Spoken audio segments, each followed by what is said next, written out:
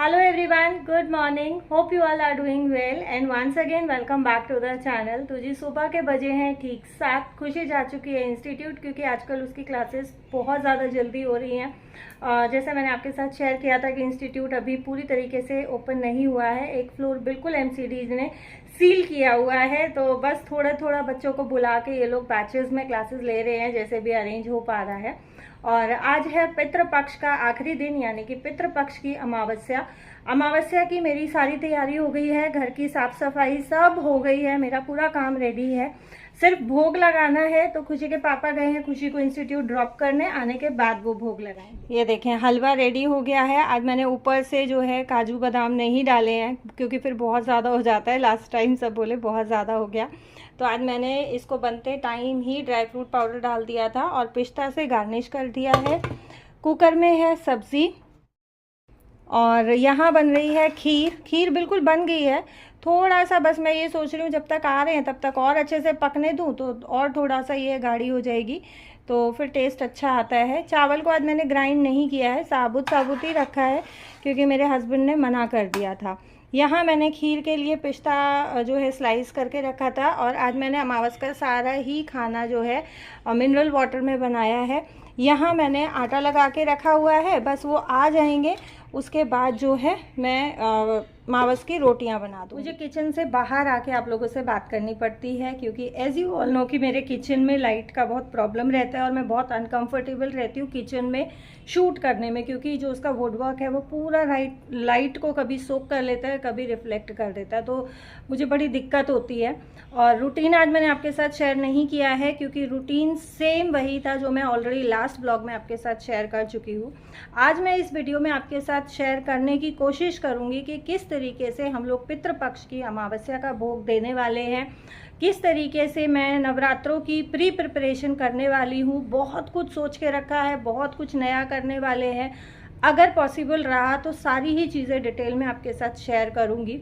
और पीछे 2-3 दिन जो है बीपी के कारण मेरी तबीयत बहुत ज़्यादा ख़राब थी, बीपी बहुत ज़्यादा डाउन था मेरा, 80, 60, 90, 65 ऐसे चल रहा था, तो बहुत ज़्यादा लो था, जिस कारण से मैं 2-3 दिन वीडियोस भी नहीं डाल पाई। और ये वीडियो का भी मुझे नहीं पता कि टाइम पे आएगा या नहीं आ पाएगा, बट कोशिश करूँगी कि टाइम पे वीडियो आपके पास आए।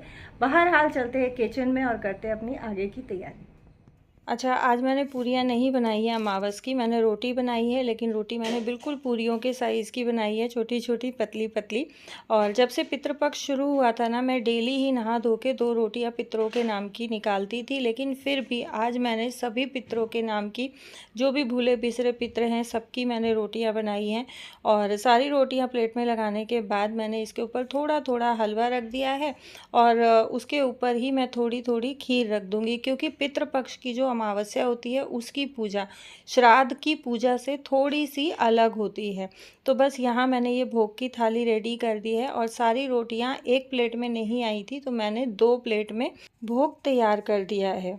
हस्बैंड खुशी को छोड़ के आएंगे तब तक मैंने लक्की को भी उठा के नहला धुला दिया है। आने के बाद वो अपना नहाना धोना कर लेंगे। साथ साथ मैं तैयार कर रही हूँ अंगारी भोग के लिए।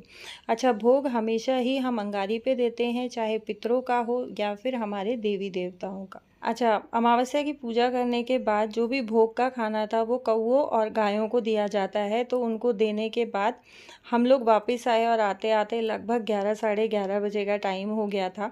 बस आने के बाद फटाफट खाना खाया, सबको खाना खिलाया और मैं लग गई हूँ किचन की साफ़ सफाई में, क्योंकि कल से नवरात्रे भी शुरू हैं। और यहाँ मैंने नवरात्रे शुरू होने से पहले मेरे किचन के जितने भी टावल हैं, जितने भी नैपकिन्स हैं, सबको मैंने अच्छे से धो दिया था। और नैपकिन स्टोर करने के लिए मैंने एक बॉक्स रखा हुआ है जिसमें धोने के बाद मैं अपने सारे ही नैपकिन्स को फोल्ड करके अरेंज करके रखती हूँ। इससे हमारे नैपकिन्स में ना धूल मिट्टी नहीं लगती और अच्छे बुरे हाथ भी नहीं लगते हैं। अब जैसे नवरात्रे हैं, नवरात्रों से पहले हमारे श्राद्ध चल रहे थे, तो जिस दिन श्राद्ध होता है उस दिन तो लहसुन प्याज नहीं खाते, बाकी दिन खाया जाता है। तो कई बार क्या होता है कि अगर हम बाहर स्टोर करके रखेंगे ना, तो कपड़ों में हम नहीं तो बच्चे ही लहसुन प्याज के हाथ लगा ले, तो वो धुले हुए और बिना धुले हुए सब बराबर हो जाते हैं। इसलिए मैं किचन के नैपकिन्स को बिल्कुल अलग से जो है अरेंज करके रखती हूँ। और यहाँ जो है मैं लग गई हूँ अपने किचन की साफ़ सफाई करने में। किचन का या घर का कोई भी कोना ऐसा होता है ना जो मुझे लगता है कि गंदा गंदा है तो मैं उसको हाथ के हाथ साफ कर लेती हूँ। बस इसी वजह से जब भी डीप क्लीनिंग की बारी आती है ना, चाहे वो नवरात्रों के लिए हो या त्योहारों के लिए, तो मेरे ऊपर बहुत ज़्यादा जो है क्लीनिंग का बर्डन नहीं रहता है, और ना ही मुझे बहुत ज़्यादा टेंशन होती है कि बहुत ज़्यादा काम फैलने वाला है, बहुत ज़्यादा काम बढ़ने वाला है।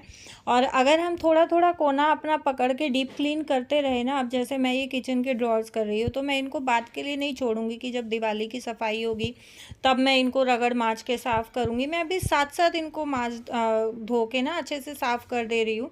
जो डिश वॉशर है जिससे मैं बर्तन साफ़ करती हूँ, उसी से मैंने इसको अच्छे से माँज दिया है रगड़ रगड़ के, और अब कपड़े से जो है मैं इसको अच्छे से पोंछ दूंगी।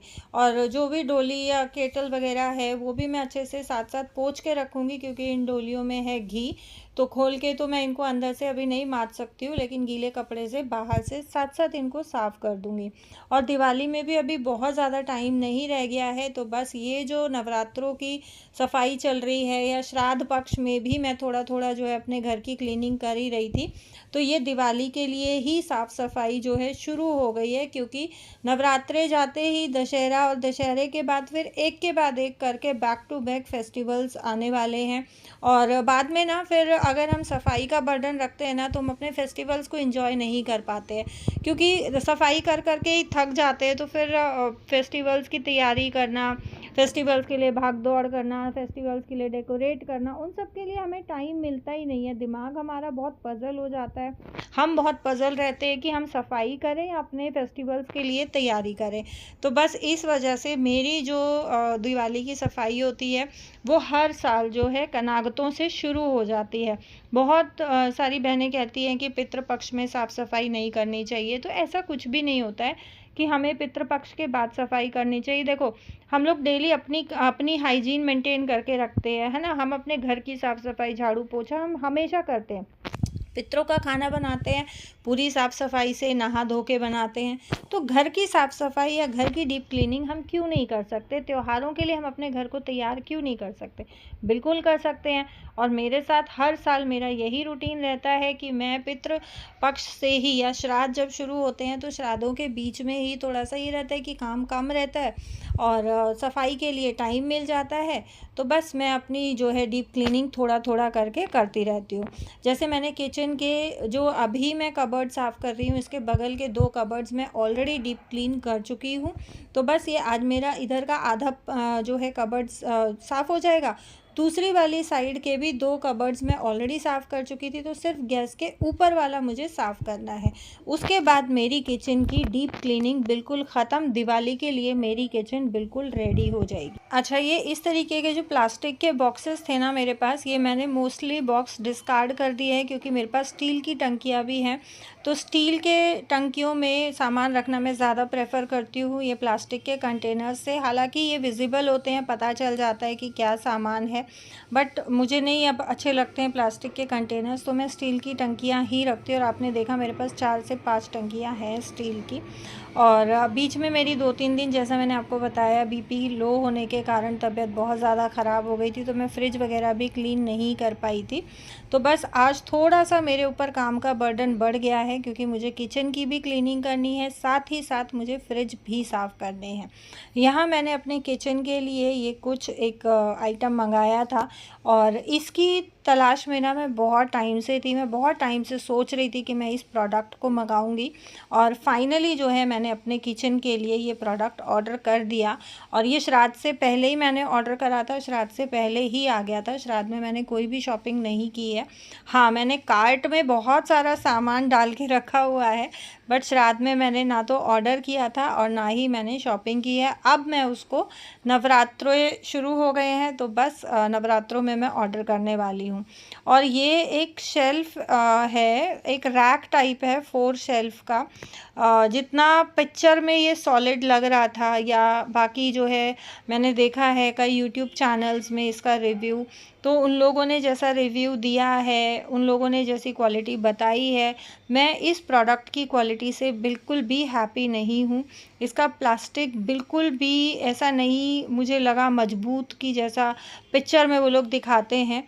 इसको असेंबल करने में बहुत ज़्यादा डिफ़िकल्टी हुई है, मुझे ये बिल्कुल लगाना नहीं आ रहा था। ये घुस ही नहीं रहा था, जो उसमें दे रखी थी जगह उसमें नहीं घुस रहा था और बाय मिस्टेक जो है ये घुस गया। तो बस मुझे फिर लगा कि अब ऐसे ही मुझे इसको अरेंज करना चाहिए। तो फाइनली जो है ये असेंबल हो गया और इसको असेंबल करने में मेरा पूरा पौना घंटा 1 घंटा लग गया।